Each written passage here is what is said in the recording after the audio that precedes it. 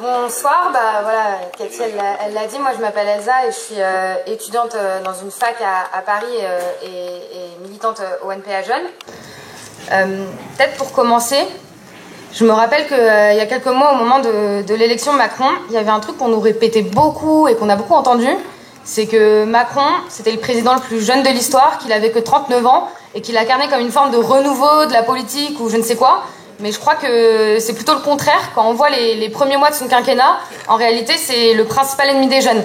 La situation des jeunes aujourd'hui, je pense que l'intervention de Steven, elle était édifiante à ce propos, mais on la connaît, c'est celle de plus de 20% de chômage, et ça monte jusqu'à 40% dans certains quartiers populaires. Et il faut croire que apparemment c'est pas assez. C'est-à-dire que, alors qu'on a déjà du mal à trouver un emploi, si ce n'est dans des conditions d'exploitation intenables, avec un niveau de précarité énorme, comme chez Deliveroo ou autre, le gouvernement maintenant, le nouveau projet, c'est de remettre en cause l'accès à l'université, autrement dit notre droit d'étudier. C'est-à-dire que à quelques jours de la rentrée universitaire, il y a des milliers de bacheliers et d'étudiants qui n'ont pas encore reçu d'affectation à la fac. Et la solution que prétend proposer le gouvernement, c'est de généraliser la sélection dès la licence et en finir avec l'accès universel, en tout cas sur le papier, qui existait jusqu'à maintenant. Nous, au contraire, on milite au NPA pour une fac ouverte à toutes et à tous, et dont l'enseignement et la recherche seraient mis au service des intérêts de la majorité de la population, c'est-à-dire des travailleurs et des classes populaires, et pas au service du patronat, du capital et des grandes entreprises.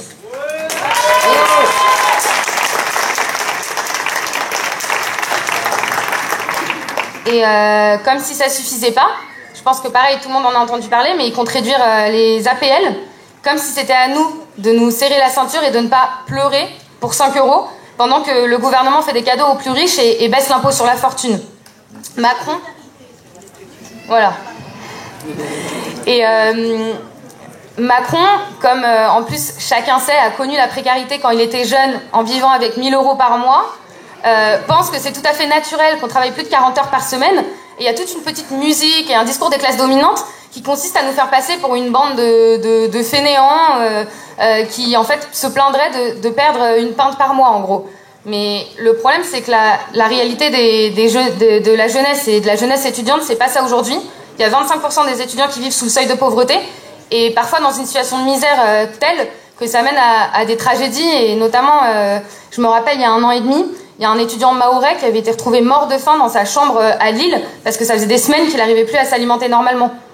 Et puis, les APL, en plus, ça concerne pas que les étudiants, mais toutes les personnes qui sont dans une situation de précarité.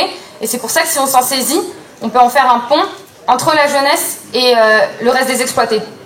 Surtout que ce que le gouvernement Macron nous prépare, c'est une loi travail puissance 10, un recul social majeur et une casse de nos acquis qui concerne absolument tout le monde, les travailleurs, ceux d'entre nous qui le sont déjà, parce qu'il y a 50% des étudiants qui sont obligés de se salarier pour pouvoir suivre des études, et ceux qu'on va devenir.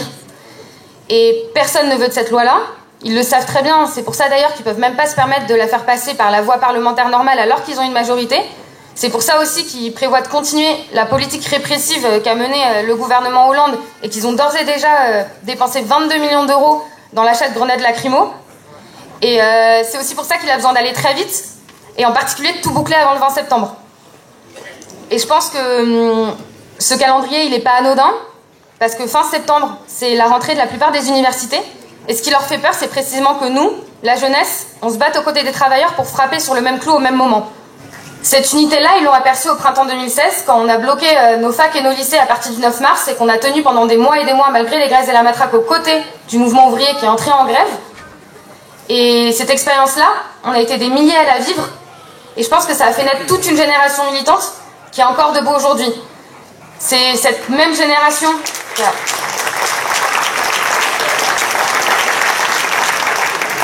Parce que c'est cette même génération qui a continué à manifester en soutien à la famille Traoré, en soutien à Théo, qui a majoritairement voté pour des candidats à la gauche du Parti Socialiste, qui ont rempli les salles de meeting de Philippe Poutou, qui ont été des milliers dans l'entre-deux tours à crier ni Le Pen ni Macron. Et c'est cette génération qu'on doit préparer à l'affrontement de la rentrée.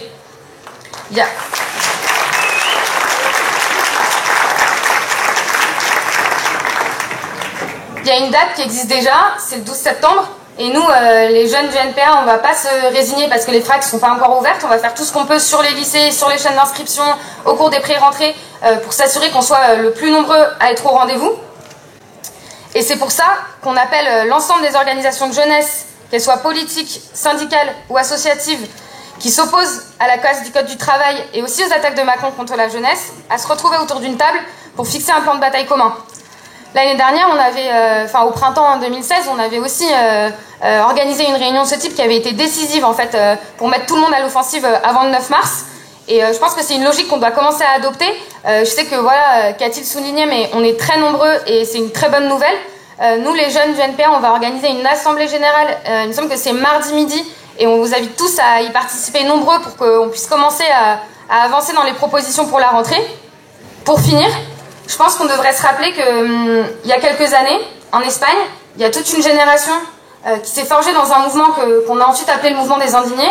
Et cette génération, c'est celle qui s'était appelée la génération du ni étudiant, ni travailleur. Autrement dit, la génération à qui on avait volé le droit d'avoir un avenir et d'aspirer à un monde meilleur pour la suite. Je pense que Macron, c'est en ça qu'il veut nous transformer, mais on ne se laissera pas faire, parce qu'à force de tout nous enlever, on risque de devenir la génération qui n'a plus rien à perdre dans ce monde et la plus déterminée à le renverser pour construire une société débarrassée de l'exploitation et de l'oppression.